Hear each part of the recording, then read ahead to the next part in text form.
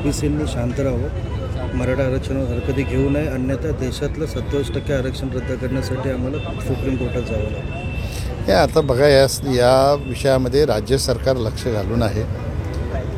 मुख्यमंत्र्यांनी शाश्वत केले की ओबीसींच्या आरक्षणाला धक्का न लावता हे आरक्षण देणार. त्याचं स्वागत सगळ्यांनी केलं.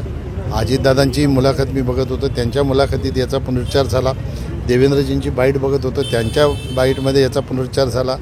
पण साहजिकच जर त्या नोंदी कुणबी समाजाच्या म्हणून होणार असतील तर थोडी अस्थिरता ओबीसी समाजामध्ये निर्माण होण्याची शक्यता नाकारता येत नाही. म्हणून या गोष्टी सगळ्या संयमाने घेतल्या पाहिजे आणि वक्तव्य करणं टाळलं पाहिजे.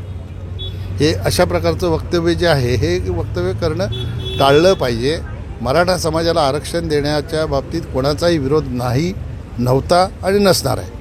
परंतु दुसऱ्या समाजाचं जे आरक्षण आहे त्याला धक्का न लावता आरक्षण द्यावं ह्या भूमिकेचे सगळेच लोक आहेत. त्याच्यामुळे आपण सगळ्यांनी सबुरीने महाराष्ट्र सरकारने जी भूमिका घेतलेली आहे ती भूमिका योग्य भूमिका घेतलेली आहे. त्या भूमिकेनुरूप निश्चितपणाने आरक्षण हे मिळेल अशा प्रकारचा निर्धार मुख्यमंत्री आणि सगळ्या मंत्रिमंडळाने दोन्ही उपमुख्यमंत्र्यांनी केलेला आहे. त्याच्यामुळे आपण सध्या वेट अँड वॉचच्या भूमिकेतच राहिलेलं उत्तम.